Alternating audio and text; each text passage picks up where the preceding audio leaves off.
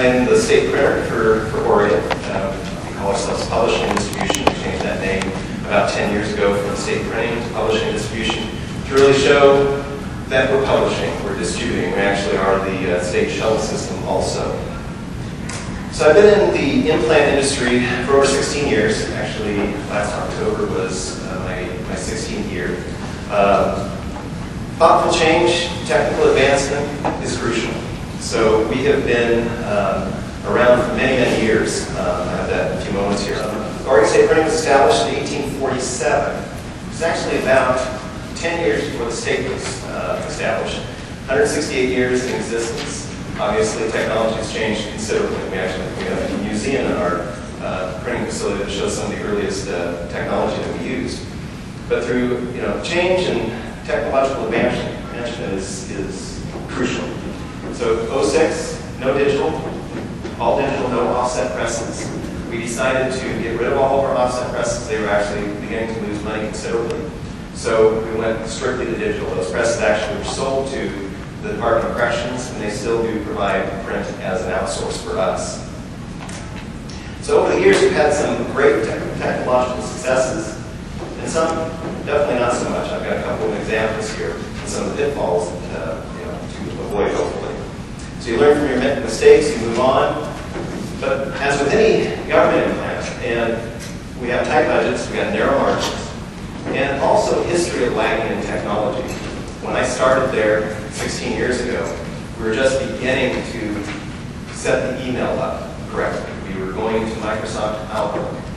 We had a copy center, which was a couple of small digital devices that you can come in and we would make copies from. It's taken almost 16 years to stop people from saying, oh, take it to the copy center, take it to publishing distribution. We have small copiers, we have large production devices. So today we're going to talk about the types of technology, the new technologies that are out there. Most importantly, some of the considerations that you have to take place, whether you're doing a technological upgrade or you're bringing in new technology for new services. Kind of an anatomy of a technological-centric implant. This is something when I was named their IT manager, I was their first IT manager. They never even had one there. So at that point in time, we really started to focus on technology and focus on making sure that we were no longer lagging in technology, we were actually beginning to lead in technology. And then also finding the right fit. Software and services, they're not for everybody. There are certain ones that you can use, certain ones that you can't use. You need to look at ROIs and such. So there's two types of technology that we're going to talk about here. One is kind of out-of-box software, aka commercial, off-the-shelf or cost software. This is where you purchase it, you install it, you use it. And the other one is software as a service. This is cloud service software. And if you asked me 7 years ago, would you use a cloud service? I'd say forget it. No, I wouldn't. We actually have some legislation that prevented us from doing certain things, but today that's pretty much gone, and we're even looking for those types of software out there. So a couple of things about the out-of-the-box software. There is most likely a higher upfront cost. So you need hardware, so you need to make sure you have the servers. You need upgrades on that hardware.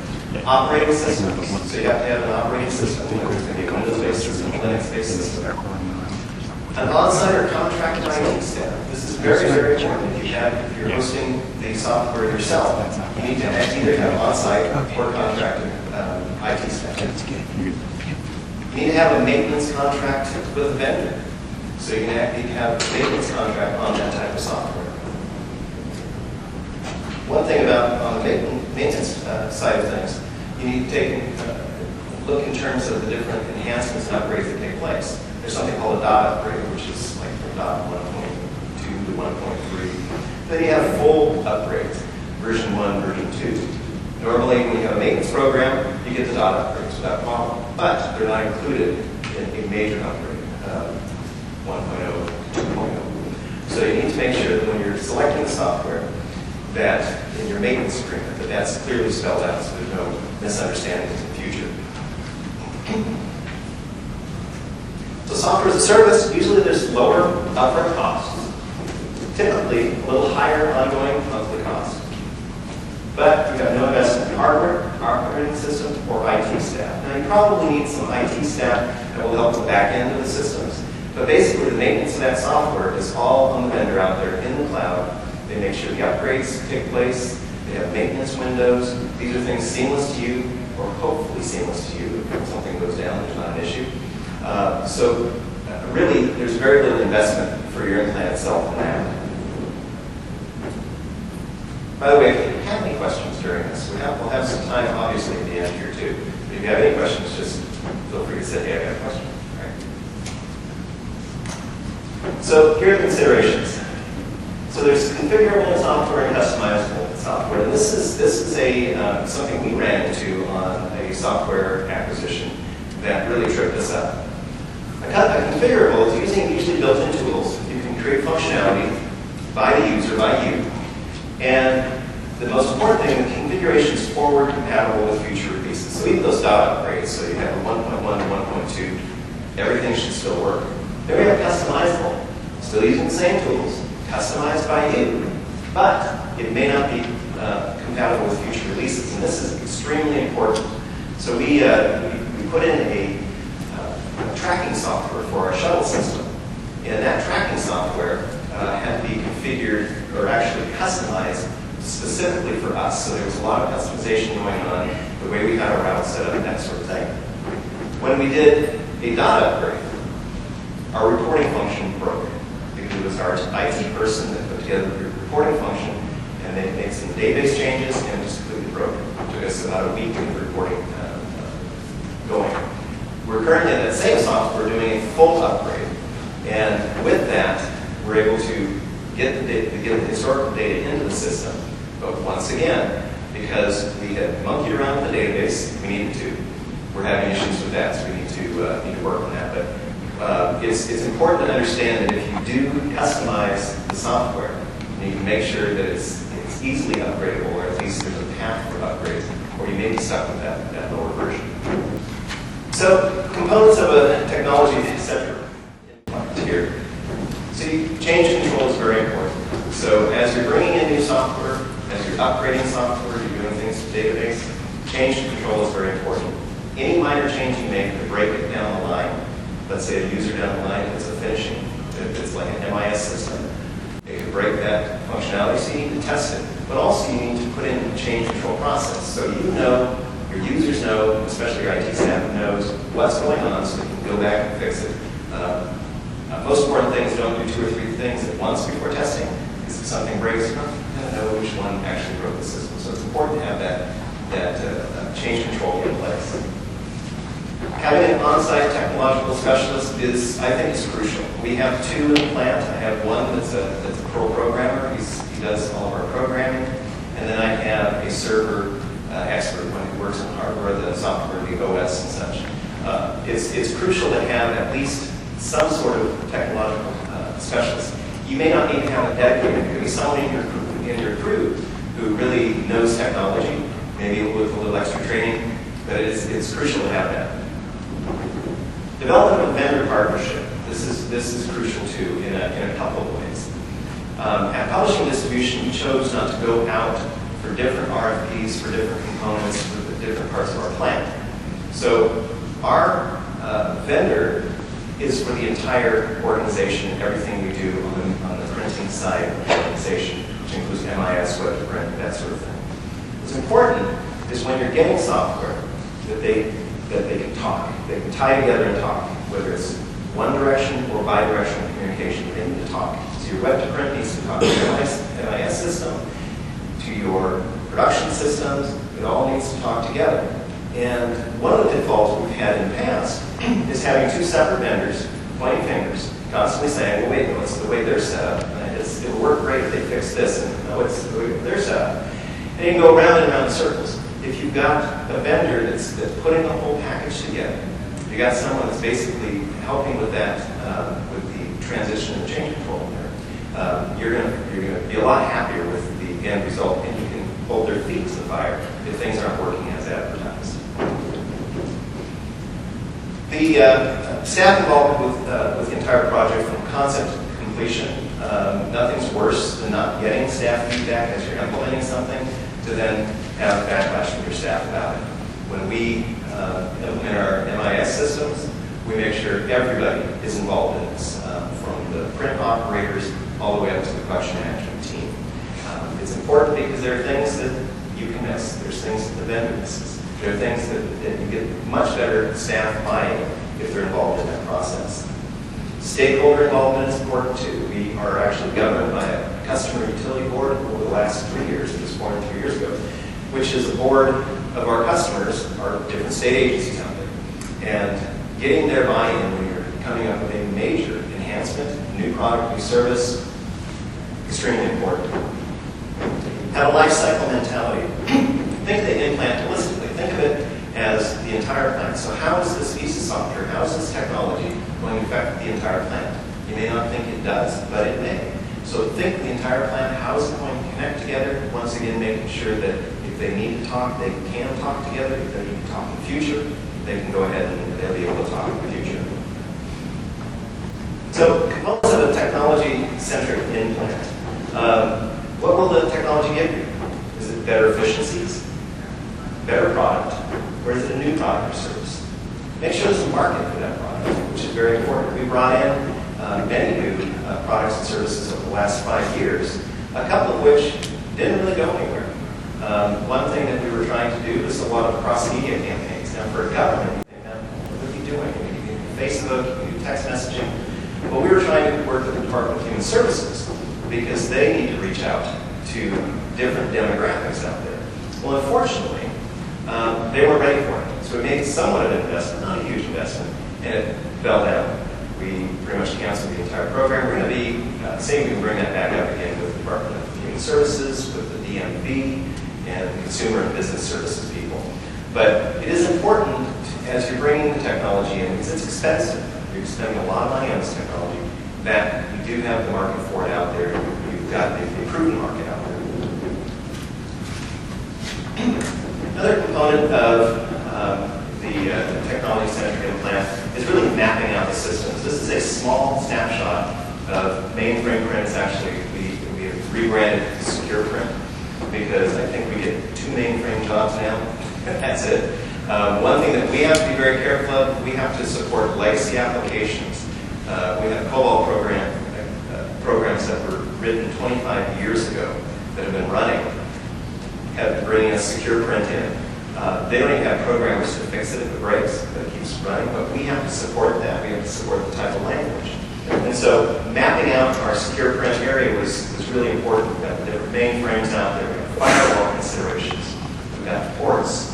Then it comes into our servers and then goes out to our printers. And this is old. This is back in 2011 when this was put together.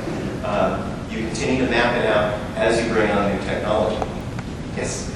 What do you do to try to move those clients off of those legacy? Or you just wait for them to? You know, in the past, that's what we used to do, is we used to just wait for them. We'd encourage them, okay, you need to get off this certain system. I'll give you a story about those 2 little printers at the bottom there, impact printers. How many people here have impact printers? Oh, I'm sorry. Okay. Because that was one of our big issues. So we had to upgrade our impact printers. Those are not cheap. And there's like 4 or 5 applications that we print on an impact printer. So what we ended up doing is we started ratcheting up the cost. What we are is we have to be essentially net zero in our profits. So it has to, if a customer is paying, they used to pay for the entire room there, and it was all worked out. How much is impression going to cost? How much is a record going to cost? Handwork, that sort of thing. But it was all lumped together. I took the impact printers and I said, okay, this is its own thing. There's only 3 customers using it, and you're going to pay for it. So as they slowly got off the impact printer, they saw their costs go up considerably. So right now, I believe we only have some labels of all things that is written in COBOL. They can't unwrite it. They can't fix it. That's coming in. And so we've just been ratcheting up those costs. I think those labels probably cost $1 a piece at this point, label, where you can get it for fractions of a cent for a full sheet. So working with them that way is important. We also, our DMV titles used to be on this. I think we were the second to the last state to get them off impact. And we just did that about 6-8 months ago. Got them off the impact printer. There's certain things you can't do on an impact printer. You can't do the barcodes that they want to go to, all sorts of things. So really, getting them off costs usually, that's what talks. So mapping the system out, like I said, this is a small portion. We want to map the entire system out. So from here, we have our production print. We have our satellite offices. We have our production mail, or complete mailing facility too, inserting all the way back to pre-sorting, and then of course the shuttle system, which is historically been very separate. They even have their own door. But we use them a lot, and we're really beginning to integrate in the entire plant that shuttle route, which delivery address is obviously an important aspect of it. When you're bringing technology in, having an implementation plan is extremely helpful. This is just one page of many, many pages of an implementation plan we did. Let's see, this was back in 2006, I believe it is. But what you need, and either it's provided by the vendor, or you create it yourself with your own project manager, but you have to have an entire plan looking at some of the dependencies. Nothing's more frustrating than get your server in, get your software installed, get everything ready to go, and you have a firewall rule you need to have fixed. You have to have exceptions put in. You have ports that need to be open. You know, you need network drops. I mean, that's another thing. I mean, just really looking, once again, once you have it mapped out, you know what you need. It talks about power. What kind of power do you have? So if you're bringing in a new printing system, they all take different types of power. So all of this needs to be mapped out really carefully in order for this to go in as smooth as possible ways. So finding the right fit. So if you're upgrading or replacing a current system, is it compatible with your current processes? Look at your processes with a critical eye, process improvement. There's nothing worse than to take this pretty bad process and then digitize it in just a faster bad process. So you really want to take a look and do process improvement before you start implementing. Have an open mind about what your current process is and how it's going to fit in with the new software. This could be web to print or MIS or production, and mainly MIS systems and production control systems. Because you may have processes that worked great on paper or worked great with this old system, but the new system, if you have an open mind, you need to change some of your processes. And part of that involvement, going back to having full staff involvement, that's extremely important because you're going to have to make some changes to the way things are done. There's a couple of mistakes we've done in the past. We have implemented an MIS system. We didn't quite have everybody involved, and then it wasn't working the way it should because we took our old processes and just tried to shove it into the system and make it work. We need to open your mind, look at process improvement, talk to the vendors, talk to the professionals. The other thing is retention of historical data. What do you need to keep? Will it still be accessible? So if you're talking about a production system where you have to archive files, when you go to a new production system, is it compatible? Do you have it archived in such a way? Do you have keywords? Do you have ways to look it up? Is it compatible with the new system? We ran into a brick wall, I think it was 2006. We were radically changing the way our workflow was, the way we archived. Prior to that, we were putting things on DVDs, CDs, and some on the server. The server space was really expensive. Well, we got a new system in. I will name no names because that actual software from this company no longer exists. Part of it is because we really broke it, because it didn't work. What happened is we had too many inputs in a daily basis. We had 250 to 300 jobs on a daily basis coming into the system. We had to archive it for 30 to 45 days, and we needed to make sure it was easily accessible. 30 to 45 days for a secure print, and then up to a year for our production print. What we found out is that it was proprietary. There was a proprietary key in the archive. So if we ever decided to go to another software system, we wouldn't have our archive. That was actually the deal breaker at that point. But we put it to its knees because we were putting too much input in there. So really important to look at the historical data you need, whether it's financial data that's going into a new system, customer data that's going into a new system, or production, archiving, that sort of thing. And then hardware considerations. So making sure that you have the right hardware for the software that's coming in. most everything is server-based. Look at Linux, look at Windows. We have both. Some things work much better in a Linux environment. Some things work better in a Windows environment. And they do need to talk to each other, which is important. So as far as adding new software to the system, do your homework. Go downstairs. This is great. I mean, when I was asked to do this, there was a couple of things I want to look at. Well, if you're looking at the newest technology out there, it's all downstairs right now. There's so much out there. What I'm trying to do here is spend this first part talking about some of the pitfalls and how to look for it, what to think about. And then we'll talk about a little bit more specific in technology that's out there. But really, doing your homework is really important. Talk to your peers in the industry. How many here are members of IPMA? You're not, you probably should be if you're an implant. They've got a great resource out there. It's the IPMA Exchange. They just launched it a few months ago. I was part of their beta testing community on that. And it's a great way to ask a question. You've got hundreds of members out there that could potentially help answer it. So if you have an integration question, you're thinking of a piece of software, piece of hardware, new technology, try it out. Go ahead and talk to your peers out there and see if anybody's using it or if they've done some research. So development ROI on the acquisition.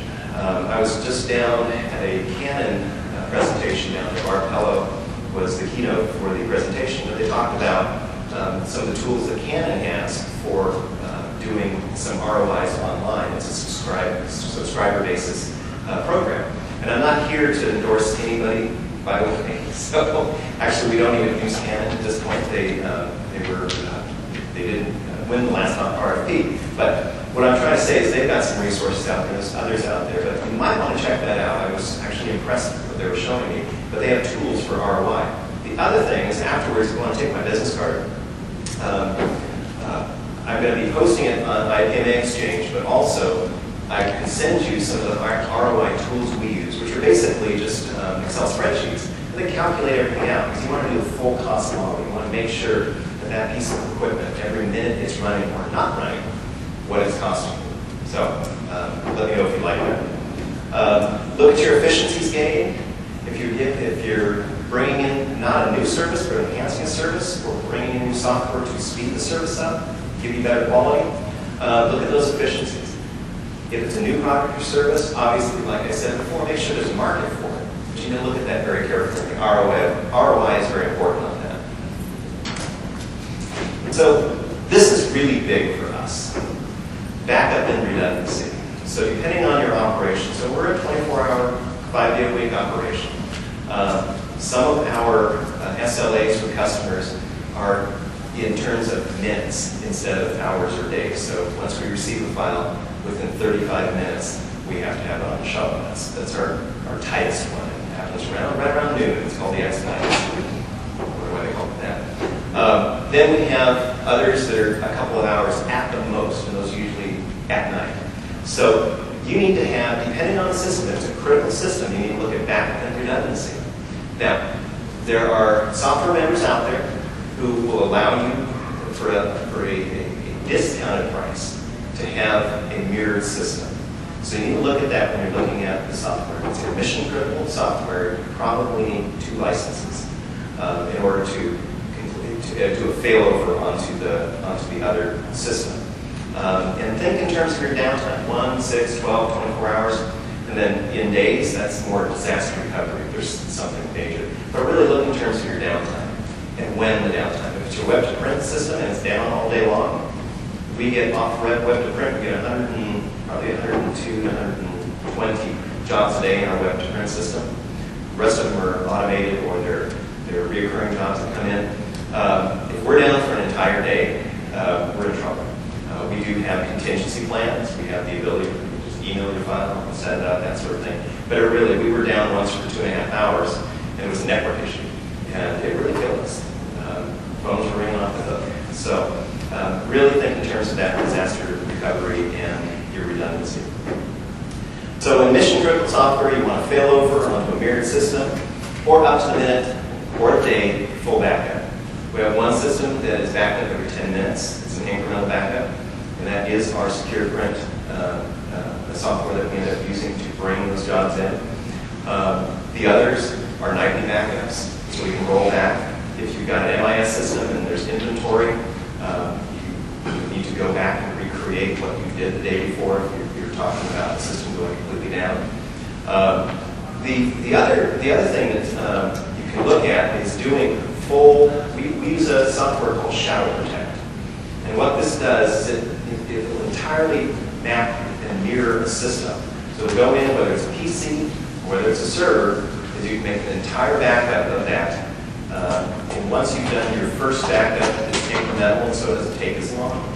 And then you can actually restore them onto like hardware or disparate hardware. Hardware can be slightly different. It can't be different OS, but it can be different hardware, and bring it back up. So that's something to look at, and that kind of brings me to the next, my next slide here, which is backing up critical production PCs. So how many of you use like pre-flight software on standalone PCs or nothing like that? How about, does anybody pre-flight? Is it all automatic? Okay. Well, what we have is we have certain production PCs that we're setting jobs up on, and we need to make sure that they're configured correctly. We have both the vendor comes in and configures certain software, and then our IT staff does. This can take hours and hours to configure it. So what we've done is once we've had the standard build, it's a brand new PC standard build, mirror that off with Shadow Protect. Then get it completely customized where it needs to go, do it again. And of course, then do your weekly backups. With that, you can actually, once again, bring the system up within minutes rather than hours or potentially days. You can bring things back up. So our IT is kind of broken up into two segments. One is our own IT staff. I mentioned the two gentlemen that are on that staff. And then we have the entire state data center and their IT staff, 280 some odd employees. So they're the ones who have the policy. So if we get a virus on the PC, their policy is wipe. Don't try to clean it. And it could even be a false positive. It's very frustrating. It can happen. And so this Shadow Protect has saved us considerably because they need to wipe it, great, wipe it clean. We'll go ahead and put the new mirror back on it. Within 45 minutes, we're back up and running. So that's something to consider on there. So that's some of the advantages. The other thing is don't allow automatic updates on servers or PCs. The automatic updates are great. They're great for your home PC and such. You forget to do it. But automated updates have a tendency to break things. The Adobe Acrobat is the one that we have the most problems with. So anytime there's an update, we need to test it off before we update those critical PCs. We have plugins that work with Acrobat, there's connections that go out with Acrobat, and inevitably, any sort of update from Adobe will break those systems. So if it breaks it on a test PC, then we can know how to fix it, then we can go ahead and load it out to everybody else. But always test it first. Big thing on servers too. Make sure you test it first. Test it either in a controlled way on the server, or if you have a mirrored system to test it on, do that. But it's important to test because you never know what it can do. It's very difficult to roll back many times. So conclusions here. Choose the type of technology. What area do you want to go in? Do you want to go to the web? Do you want to do server-based? Look at all your considerations. Look at those connections. Map it out. Mapping out the process. I'm a very visual person. So when they need to whiteboard something for me so I can really see it. But that's such an important tool to capture that so you can go back and make changes, see where things have gone wrong, make sure everything is interconnected the way it needs to be. Look to process improvement. Anytime new technology comes in, look at the process before you implement it. Make sure that you've got good process improvement practices. We talked a little bit about components of the technology-centric implant. Having on-site IT staff is sort of crucial. I don't push that as much because the resources really aren't out there for everybody. But really having someone that's savvy with technology is important. And then finding the right fit. There's all sorts of software out there, and software and hardware out there. There's MIS systems that are huge and very expensive. There's smaller ones. One thing I failed to mention, I wasn't looking at my notes here, but if you have a web to print, sometimes there's a web to print that has this MIS component to it, and even can have a production component to it. So it can be one vendor that can do all those, or it can be disparate vendors vendors, if you have there's a system, a web system that really fits your bill, but the MIS component isn't quite there, make sure it can connect together. But many of the vendors out there, I know EFI does and RSA does, have a suite of either plugins or continuation that can fill the entire bill, including variable video. So finding that right fit is very important. So thank you.